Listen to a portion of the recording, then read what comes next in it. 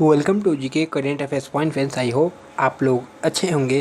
तो आज मैं आप लोगों के लिए आपका साइंस का लास्ट चैप्टर यानी एटॉमिक स्ट्रक्चर यानी परमाणु संरचना के ऊपर लास्ट कॉन्सेप्ट क्लास लेके आ रहा हूँ।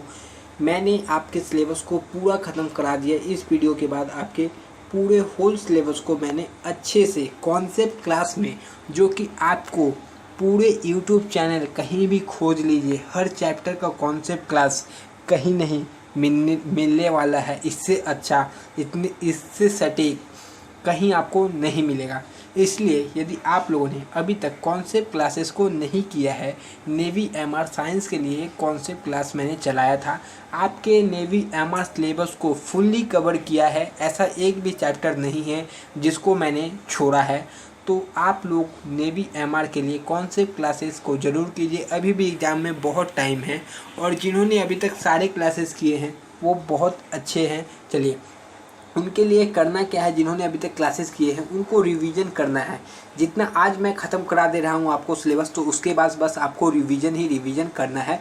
आप 2 से 3 बार 22 से 23 वीडियोस है, इसको मैं सोचता हूँ कि आपको एक वीक में इसको 2 से 3-4 बार, कम से कम 23 वीडियो को 7 दिन में आप लोग देख सकते हैं। 7 दिन में 3 करके भी 21 वीडियो होता है।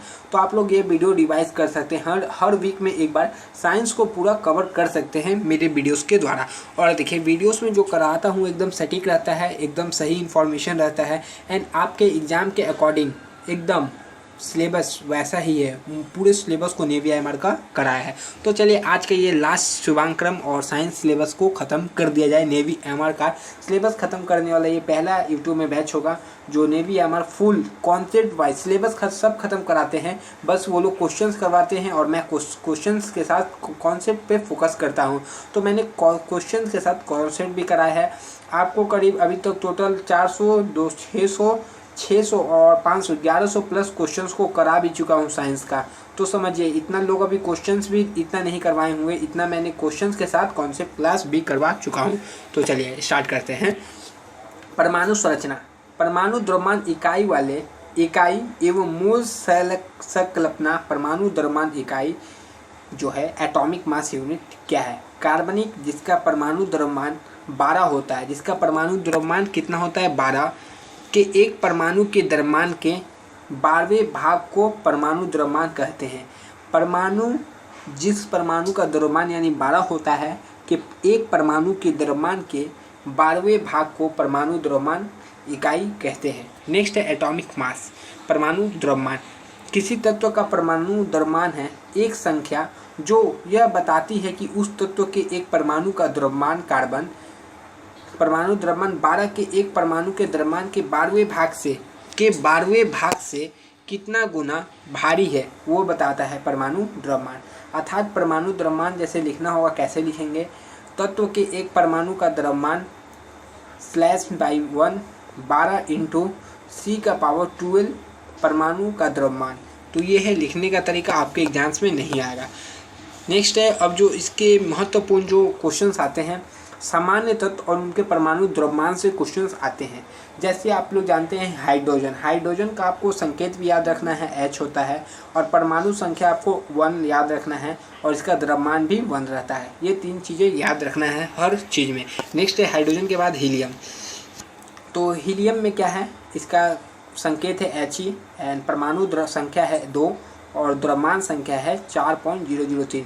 याद रखिए, परमाणु संख्या को यदि दोगुना करते हैं तो उसका द्रव्यमान संख्या आ जाता है, सिर्फ पॉइंट को छोड़ के ये चीज़ आ जाता है। नेक्स्ट देखते हैं, नेक्स्ट है लिथियम।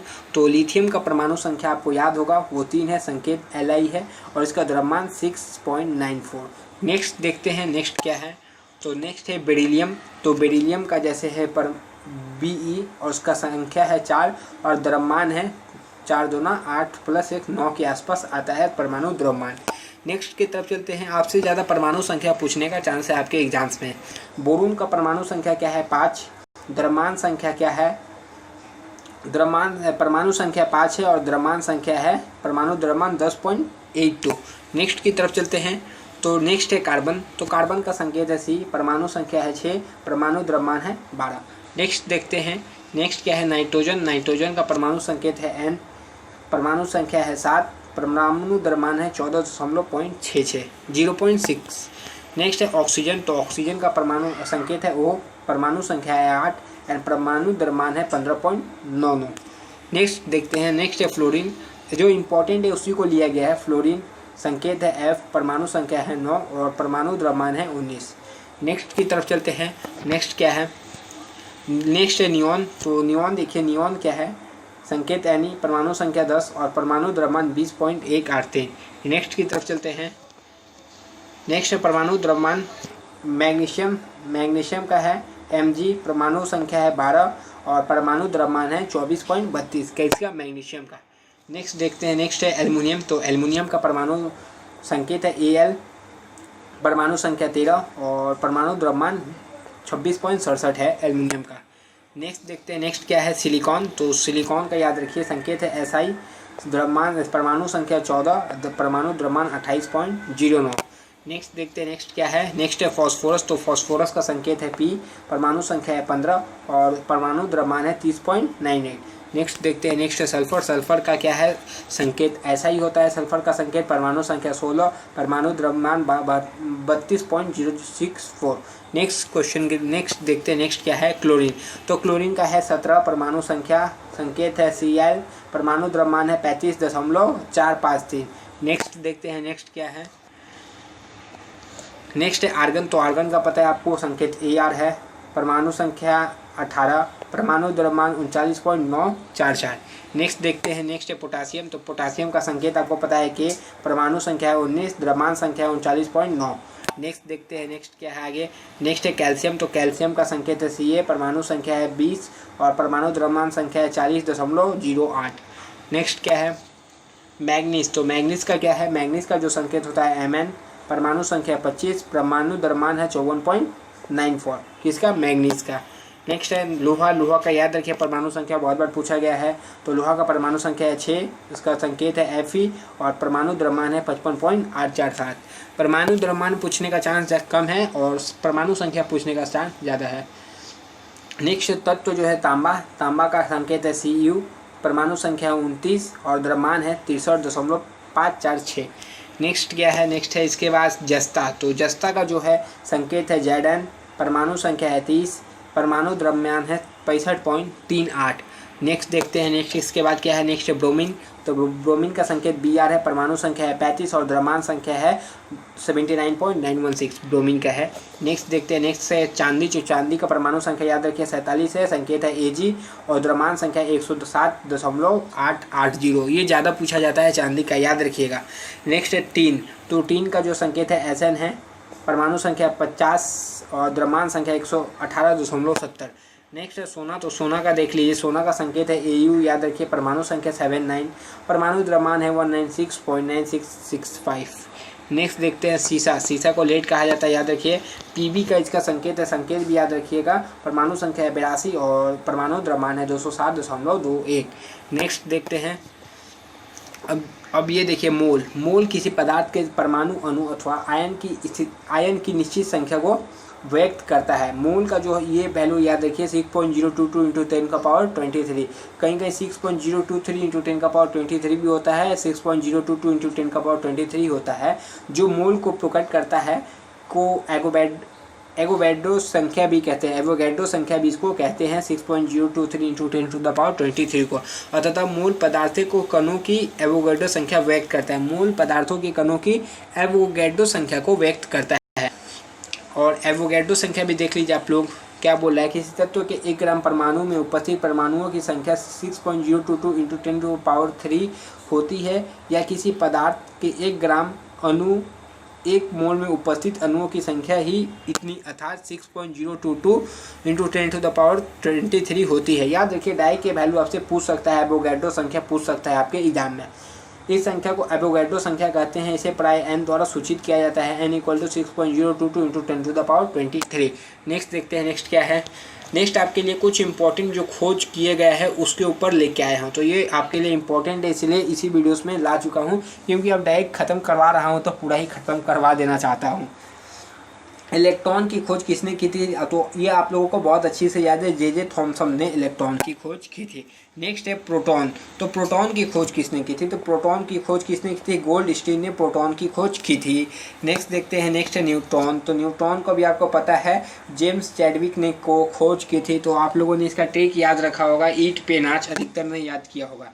खोज जो मेसान का खोज है, मेसान की खोज किसने की थी? तो मेसान की खोज की थी युकावा ने। नेक्स्ट क्वेश्चन, नेक्स्ट देखते हैं पोजिस्ट्रॉन।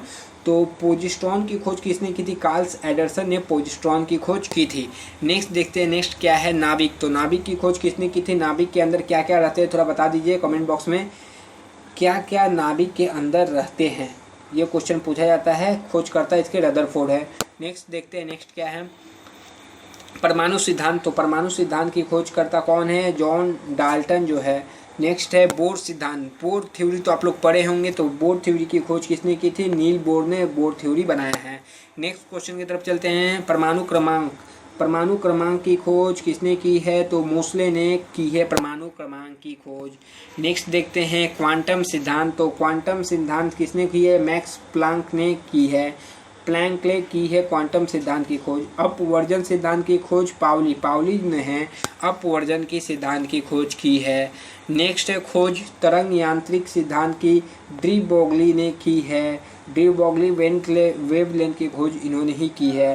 क्रमिक रचना नियम का ऑफ बाउ ने की है क्रमिक और रचना नियम की खोज। नेक्स्ट क्या है? नेक्स्ट है अधिकतम बहुलता सिद्धांत।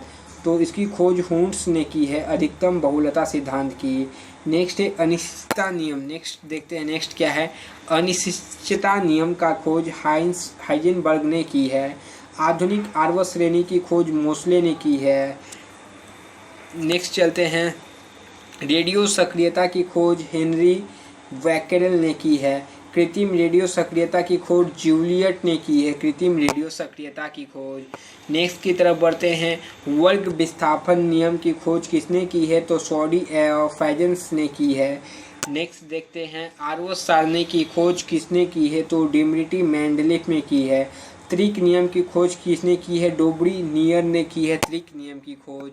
नेक्स्ट के चलते हैं, अष्टक नियम की खोज किसने की है? न्यूक्लैंस ने की है अष्टक नियम की खोज।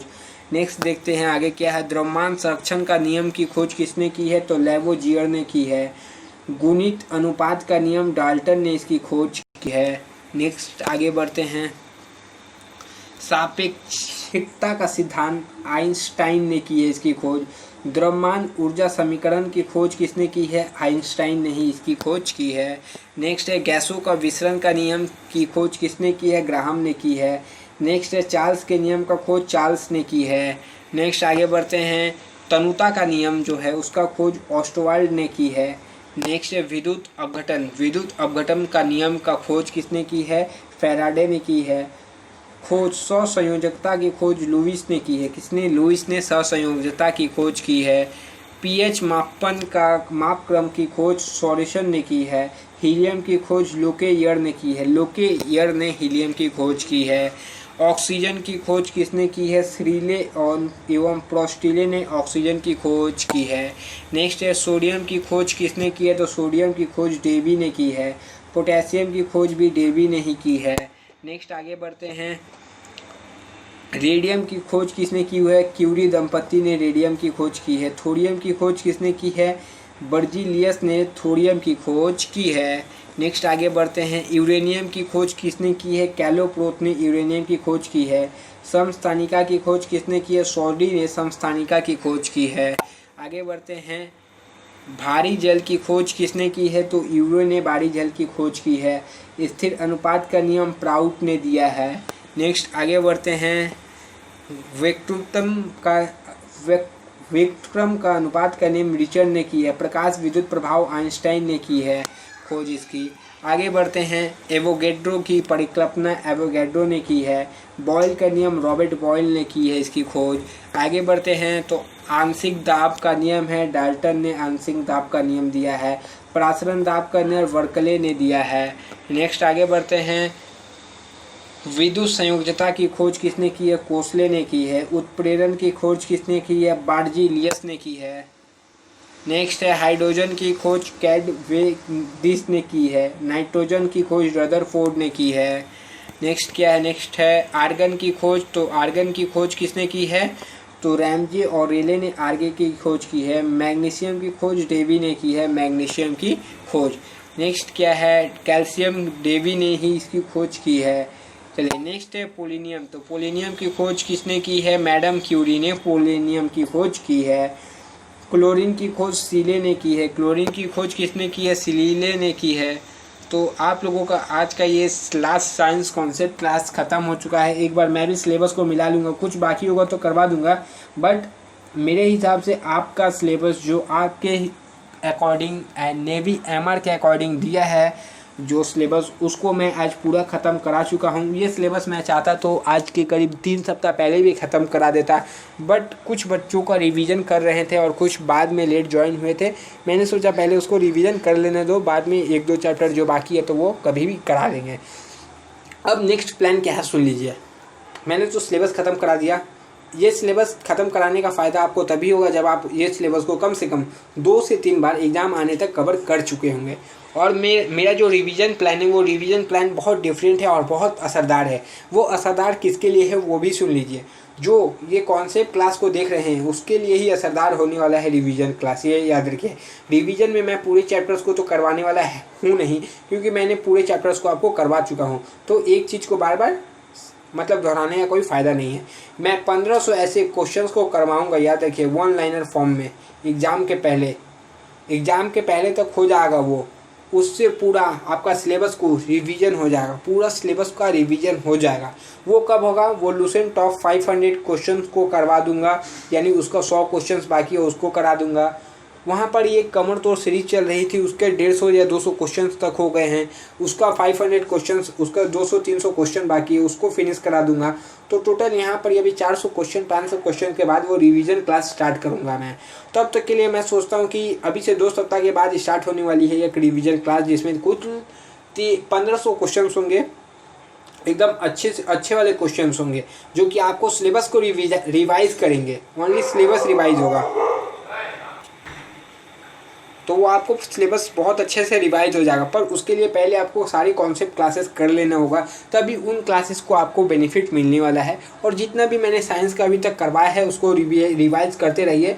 मैं अभी तक आपको इतने फास्ट सिलेबस ख़त्म करा चुका हूँ और सारे एक एक कॉन्सेप्ट क्लास करके करवाया हूँ। ऐसा नहीं है कि कुछ मैं सिर्फ क्वेश्चंस करवा के ही बोल रहा हूँ कि आपको सिलेबस ख़त्म कराया है। मैंने सारा चीज़ आपको कॉन्सेप्ट क्लास में करवाया है।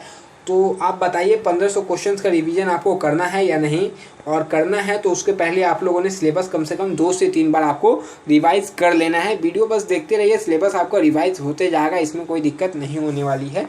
तो नेक्स्ट 1500 का मैं प्लान बनाया जो हो वो सटीक रिवीजन होगा। आपके एग्जाम से होने के पहले तक मैं उसको रिवाइज करवा दूंगा। मैं जो बोलता हूँ वो आपको करवा के रहता हूँ, आप लोग भी जानते होंगे।